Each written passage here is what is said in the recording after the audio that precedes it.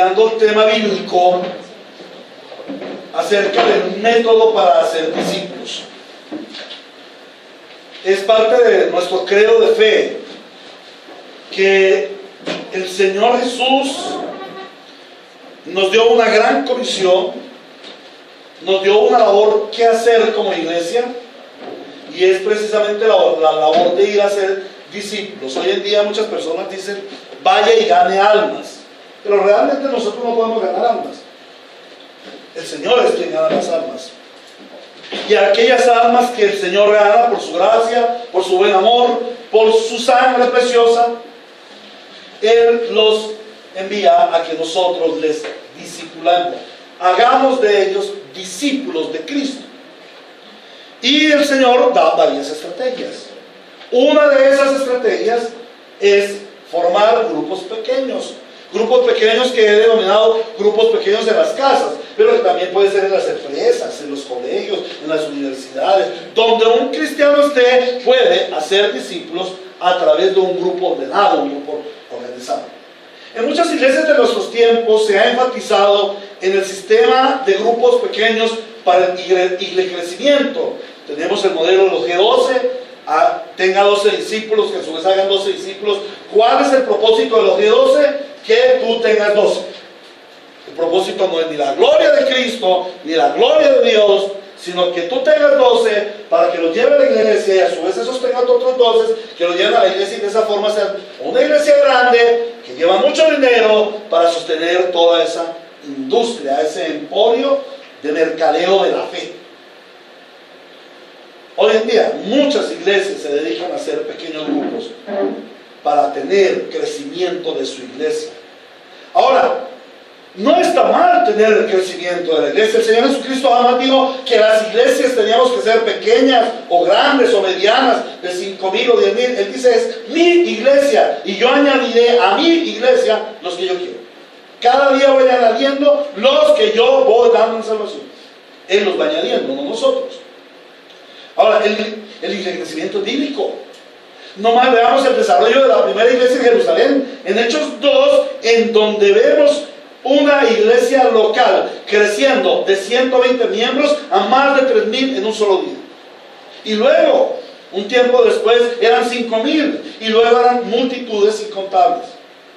Pero esta iglesia estaba enfocada en la predicación del Evangelio para la salvación de los perdidos y para la gloria de Cristo. Y no como sucede en nuestros tiempos, para hacer crecer la iglesia, para que sea un negocio rentable y su liderazgo sea famoso. El modelo de crecimiento y multiplicación que se aplique a la iglesia debe ser un modelo enteramente bíblico, y debe llevar la impronta, el sello de la palabra de Dios, y debe tener como objetivo la visión de Dios de alcance a los perdidos y la extensión del reino de Dios en la tierra. O sea, la iglesia debe crecer ¿para qué? O debe multiplicarse ¿para qué? Para llegar a los perdidos. Cuando yo llego a un perdido, ese perdido recibe el Evangelio y él lo lleva a toda su familia. Y es una persona salva. Pero no solamente el perdido es salvado, o quizás su familia llegue a ser salvado, sino que el reino de Dios se va a avanzar. Cuando yo no era creyente, cuando era un impío, cuando estaba en la garra de Satanás, mi vida estaba dedicada por entero a este mundo, a la maldad, al pecado y a la resistencia contra Dios.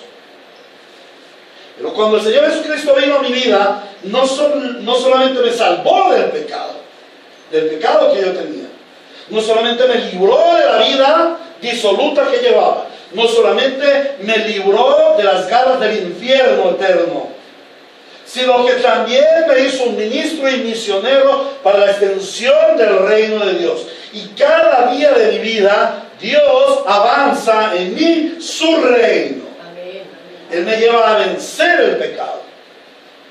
Él me lleva a que mi familia venza el pecado, a que las gentes vivan en la libertad de los hijos de Dios, no esclavizados bajo las garras del maligno. El Señor dice, y conoceréis la verdad, y la verdad os hará libres. Y el reino de Dios es un reino de libertad que avanza día tras día. A algunos nos parece lento. Pero yo les hago una pregunta. Ustedes han montado un avión, ¿cierto? Es lo más rápido que hay en este momento. Como un avión en promedio anda, digamos que tú vas en un avión rápido, andas a 900 kilómetros por hora. A 900 kilómetros por hora. Ahora imagínate un accidente en ese avión. A 900 kilómetros por hora. No queda ni el pegado. La pregunta es, ¿te montarías tú en una nave espacial que anda a miles de kilómetros por hora? Pero bueno, muchos pilotos, aeronautas, lo hacen. ¿Cómo se llaman los cosmonautas? Ellos lo hacen. Y bueno, quizás tú no te montas. ¿Te montarías tú en una nave que vuele a 50,000 kilómetros por hora? ¿Cierto que no? Eso es una velocidad asombrosa. ¿Quieren que les diga algo? Ya estamos montados en una nave que anda a 60,000 kilómetros por hora. Se llama planeta Tierra. A esa velocidad gira y anda la Tierra. Estamos en una nave que anda a 60,000 kilómetros por hora. Y yo te pregunto, ¿tú te das cuenta de eso? Parece que andamos despacio. Muchas veces nace el día, termina el día y nosotros ni siquiera vemos el sol. Ay, mira el sol cómo salió y a dónde va, ni tomamos medidas del sol ni nada. Simplemente sabemos que salió el sol, se ocultó el sol. Comenzó el día, comenzó la noche, se acabó y listo. ¿Cierto? Pero estamos andando a 60,000 kilómetros por hora en esta nave llamada Tierra. Y parece que no avanzáramos, pero estamos avanzando. Así mismo la iglesia. La iglesia parece que va lenta. Al mundo le parece que va lenta. Para muchos cristianos dicen, ay no, la iglesia no está haciendo nada, porque mire todavía el pecado, mire todavía la maldad. Si Dios existiera, si la iglesia se moviera, todo esto no sucedería, ¿no? El Señor dijo, las puertas del infierno, las puertas del reino, de las tinieblas, las puertas del reino de la muerte, no prevalecerán contra mi iglesia. No prevalecerán definitivamente. Vamos avanzando el reino, vamos avanzando el reino. Y uno de los objetivos de los grupos pequeños es que el reino de Dios avance en esta tierra, que familias enteras sean transformadas, que salgan del pecado, que afecten a otras familias para que vivan en la vida de la gloria de Dios. Amén. Ahora, ya hemos visto en las Escrituras que un método eficiente para el crecimiento de la iglesia es desarrollar grupos pequeños en la casa para discipular. Ya también vimos la forma como se puede comenzar un grupo y las características que debe tener el maestro discipulador. Eso lo vimos la semana pasada.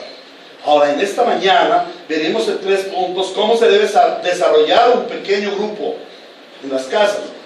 El carácter de la reunión, el contenido y el orden de la reunión y las características generales de la enseñanza. En primer lugar, miremos el carácter de la reunión. ¿Cómo es una reunión de un grupo de discipulado cristiano? En primer lugar, debo recalcar que la reunión de un grupo pequeño de discipulado en las casas no es un culto formal. No se lleva a la iglesia del domingo para la casa el miércoles o jueves o martes. Por lo tanto, no puede tener un desarrollo cuadriculado. Recordamos que la reunión de pequeños grupos tiene un carácter de relaciones entre las personas y que el objetivo es conducir a las personas a Cristo, tanto en doctrina como en práctica. Conducir a las personas que no conocen a Cristo, conducirlas a Cristo. Conducir a los que ya conocemos a Cristo a vivir en Cristo, a vivir con Cristo. Debemos tener en cuenta que estamos tratando con personas y no con miembros de una iglesia o de un club social. Tratamos con personas expectantes por el conocimiento de la palabra de Dios para relacionarse personalmente con Dios.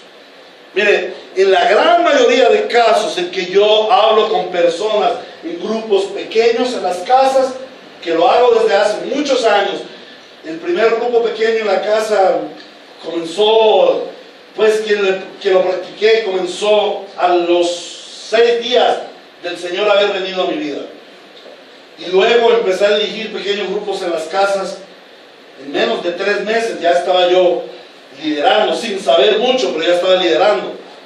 pero verdaderamente como líder capacitado lo hice más o menos desde el año 96. 95, 96 estoy con ese trabajo de grupos pequeños en las casas. Y en la gran mayoría de los casos, cuando tú le dices a la gente que es un grupo de enseñanza bíblica, mire, a la gente le gusta esto, le llama la atención.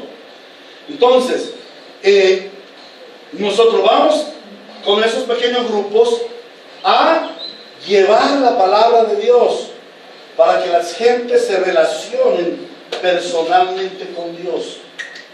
Ahora, el hecho de que la reunión de un pequeño grupo no sea de carácter formal, no sea cuadriculada, no quiere decir que es una actividad sin propósitos y sin orden.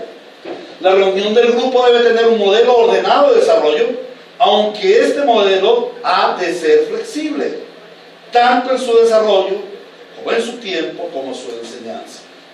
Generalmente se debe comenzar con 15 minutos antes de que las personas hayan sido citadas.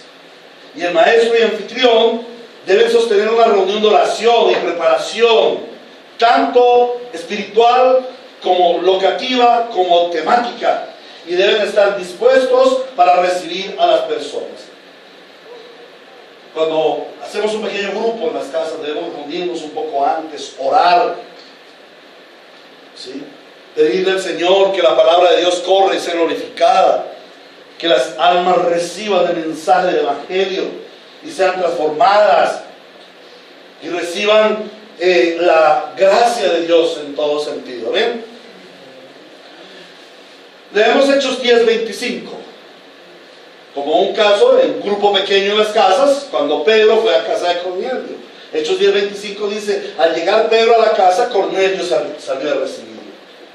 Debemos tener un cuidado de recepción a las personas que vienen a la casa o al lugar donde vamos a discipularles. Algo muy importante en la reunión de grupos pequeños es hacer que las personas se sientan cómodas.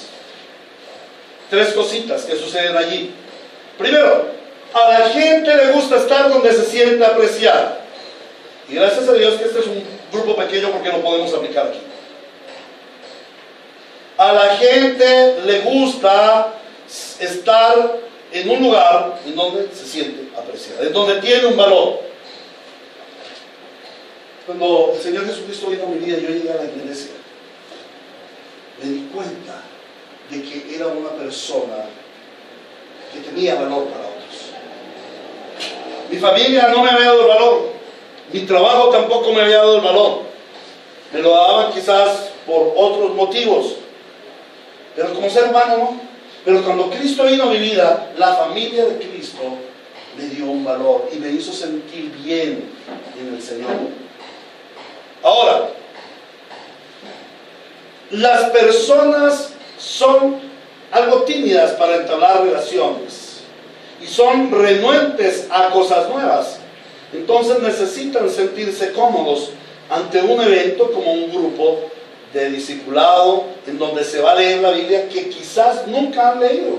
Tienen una en su casa pero no han leído. Entonces a veces se sienten avergonzados porque nosotros tenemos, a veces no sabemos el Salmo, ¿no? El Salmo 23. El Señor es mi pastor y no sabemos Juan 3:16 y la persona dice, no, yo no sé nada. Se sienten avergonzados. Entonces eso es para ellos un reto y nosotros debemos hacerles sentir cómodos, que eso no es nada del otro mundo, que esa es la naturaleza pecadora, pero que cuando venimos a Cristo el Señor nos da a conocer ampliamente su palabra. Y lo tercero es que los temas religiosos generalmente son controversiales. Entonces eso incomoda y previene a las personas. Entonces las personas necesitan sentirse cómodas y tener la seguridad de que allí no van a tener un choque religioso. No van a sentirse desplazadas, despreciadas por otros. Es una cosa que generalmente como cristianos indoctos hacemos. Nos sentimos superiores a los demás porque somos cristianos, porque conocemos Biblia. Y es una gran equivocación. Debemos ser más humildes, porque el que más conoce la Biblia, más conoce a Cristo, y el Señor Jesucristo dice que seamos humildes. Bueno, el anfitrión y el discipulador deben estar atentos a la llegada de las personas, darle la bienvenida, hacerles sentir en casa y brindarles confianza. Esta debe ser una actitud permanente de todo el grupo. Yo les pido, hermanos, que lo hagamos en la iglesia, lo practiquemos. Porque es que la iglesia somos personas. Y las personas necesitamos ser apreciados, tener afecto, sentirnos cómodos. En realidad, bueno, no venimos a sentirnos cómodos, venimos a darle la gloria a Dios, pero cuando nosotros le damos la gloria a Dios nos sentimos cómodos, es la consecuencia, nos sentimos bien. Por eso dice el primer punto de nuestro catecismo, ¿cuál es el fin principal del hombre? A ver, Julito, se me olvidó. ¿Cuál es el fin principal del hombre? Glorificar a Dios. Glorificar a Dios, no más. No, glorificar a Dios y disfrutar de su presencia. Dios quiere que nosotros disfrutemos de su presencia.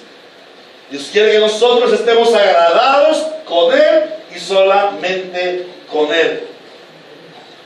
Ahora, el grupo debe ser un refugio espiritual para las personas. Un lugar donde encuentren sosiego, reposo, paz, esperanza. Por esta razón se debe evitar todo tipo de altercados entre los participantes. Y si alguna persona tiene un carácter contencioso, debe ser llamado aparte e instruirle acerca del propósito principal del grupo, que es glorificar a Dios. Si las contiendas no glorifican a Dios. La palabra es clara, dice que los contenciosos no glorifican a Dios. El grupo debe ser un lugar en donde la gente tenga esperanza, en donde la gente sepa que va a recibir del Señor la paz, la fe, la salvación, la esperanza. Bueno, hermanos, también debe ser una norma en el grupo pequeño el no mezclar asuntos de dinero, negocios, préstamos entre los participantes. Algunas personas aprovechan el grupo para promover sus negocios o pequeñas ventas. ¿No?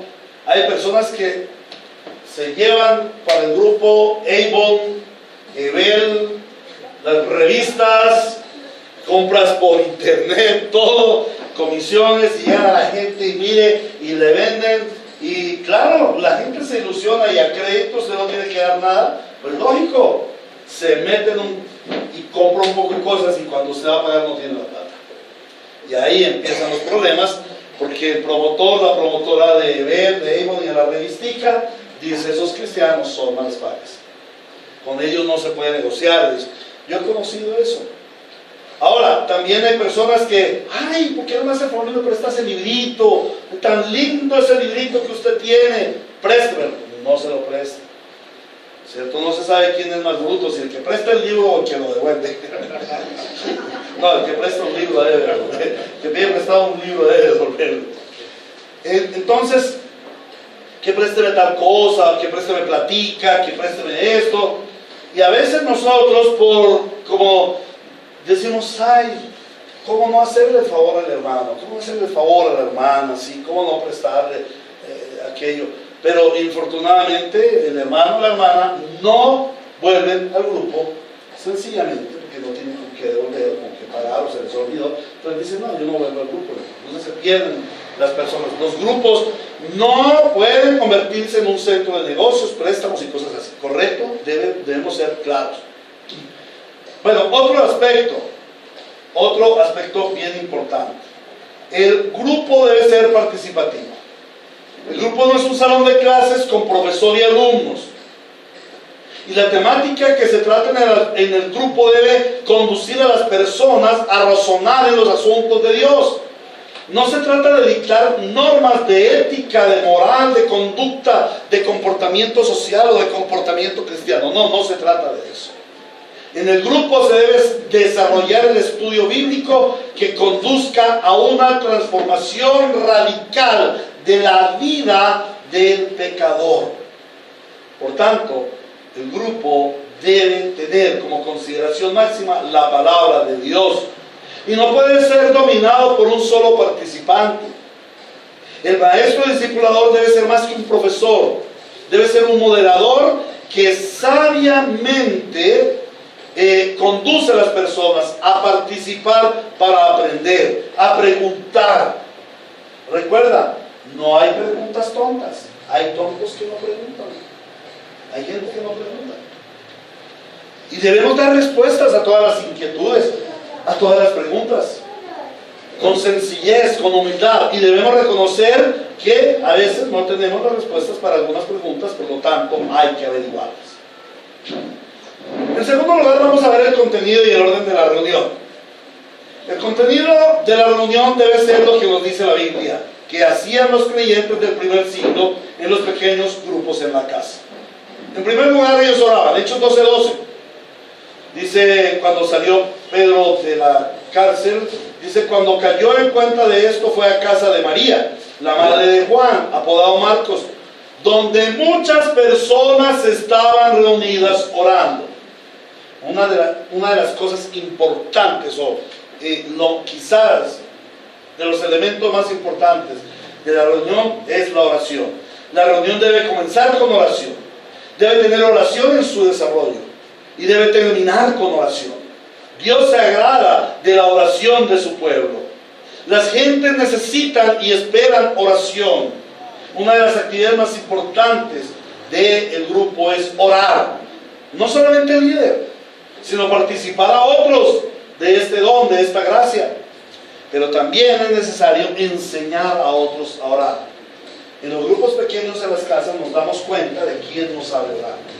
Y no nos vamos a reír de él ni nos vamos a burlar. Le vamos a enseñar a orar. Específicamente. Le vamos a enseñar cómo es una oración teológica. Porque ¿saben una cosa? La oración de la gran mayoría de cristianos no es teológica. Es hechicera, es antibíblica. Harto reprendo los demonios, los ato con las cadenas de fuego y los echo a lo profundo de los 7 mares. ¿Dónde está eso en la Biblia? Y reclamo, y pido, y demando, y le digo al diablo que desate, y eso ata, ni desata, ni hace chocolate, y de todo. Cosas, ¿no? Cosas que no están en la Biblia. Oraciones que son absurdas, oraciones que tienen más carácter de hechicero. Esas oraciones las hacen los hechiceros. Saben que los hechiceros también oran, ¿no? Y hacen conjuros y todas esas cosas, rezos. Bueno, a veces hay personas que piensan que saben orar muy bien y que tienen un poder sobrenatural y que no sé qué. Pero es falso, es antibíblico. Entonces debemos enseñar a las personas cuáles son las oraciones verdaderas. ¿Correcto? En segundo lugar, la reunión debe tener una lectura pública de la palabra de Dios. Y esa lectura pública debe ser el fundamento del tema que se va a tratar. Preferiblemente se debe desarrollar el análisis textual de la Biblia. Pero en los casos temáticos, este tema debe estar fundamentado en las Escrituras y en las doctrinas fundamentales de la Biblia. Generalmente debemos comenzar leyendo un texto. Yo recomiendo, lo vamos a ver en una próxima enseñanza, cuando empezamos un grupo, los encuentros con Jesús. Es algo lindo, es algo maravilloso. Y allí vemos a través de un estudio sistemático de la Biblia cómo Dios obra en la vida del pecador, dándole salvación. Ahora, luego de la lectura se debe proceder a la exposición o desarrollo del tema, procurando la retroalimentación mediante preguntas de comprensión. Tú no vas a dictar una clase, simplemente vas a dar a otros el conocimiento de Cristo. Y a medida que vas dando el conocimiento de Cristo, debes retroalimentar si la otra persona está comprendiendo. Si la otra persona no está comprendiendo, debes explicar de otra manera, debes enseñar de otra manera, pero no puedes estar contento hasta que la persona no entienda lo que tú le estás enseñando. Siempre se debe dar espacio a desarrollar subtemas dependientes de la exposición. A veces salen temas que no pensamos o que no habíamos visto y de pronto una persona hace la pregunta, ¿cierto? Y debemos empezar a desarrollar un subtema. Debemos tener en cuenta que el grupo no tiene como propósito terminar el bosquejo que tú llevas, sino ministrar a las personas. El maestro no se puede dejar enredar en temas controversiales que generalmente tienen como propósito crear confusión en los participantes. Por lo tanto, surgen preguntas como: ¿y ustedes creen en la elección? ¿Ustedes creen en la predestinación? ¿Cierto? ¿O es el infierno un lugar espiritual o un lugar real, un lugar físico? ¿Quién fue la esposa de Caín? ¿De dónde vino? Cosas así, ¿cierto? Pueden predicar las mujeres en la iglesia, pero tú estás hablando, digamos, del ciego Bartimeo. Y sale alguien: oiga, ¿y en su iglesia la gente puede, las mujeres pueden predicar? ¿Sí? ¿Y ustedes creen en la predestinación? ¿Y ustedes no sé qué? A veces son emisarios del mismo Satanás, pero son personas que el Señor lleva para que conozcan la verdad. Entonces no podemos dejarnos desviar de la verdad para entrar en controversias. ¿Qué debemos decirle a una persona así? El maestro debe tener seguridad y responder: este no es el tema que estamos tratando. Y si usted desea la respuesta, se la podría dar de manera bíblica en un estudio enfocado en el tema. Le invito para que vaya a la iglesia, le invito el próximo domingo y podemos hablar de ese tema, ¿vale? El tema debe ser cerrado siempre con conclusiones y aplicaciones prácticas para la vida. En algunas ocasiones es prudente dejar algunas simples tareas para afianzar el tema del cual estás hablando. De tareas como lecturas bíblicas puntuales, como lectura de un librito o folleto que tú les puedas facilitar, tareas como metas de oración o algunas actividades. Una tarea, si estamos hablando de perdón, una tarea: esta semana vamos a perdonar a alguien que nos haya sido difícil perdonarle. Vamos a orar por esa persona y vamos a darle el perdón y a orar al Señor pidiendo que nos dé esa autoridad espiritual para perdonar a los que no nos perdonaron, a los que nos han ofendido. Bueno, también se debe tomar un tiempo especial de oración por las peticiones personales de los participantes, y esta oración debe ser sincera y con fe. Nuestra oración por otras personas del grupo debe llevar una identidad, una identificación con la problemática de esa persona. Si yo voy a orar por un enfermo, yo debo sentir el dolor que tiene ese enfermo, como Cristo sintió nuestra aflicción humana y bajó del cielo para venir a morar en nosotros.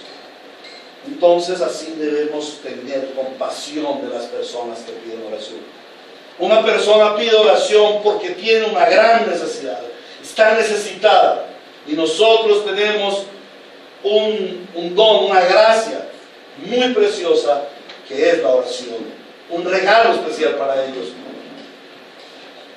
La palabra de Dios dice: la oración eficaz del justo puede mucho. Oremos con esa fe, oremos con esa identificación con aquellas personas que están necesitadas.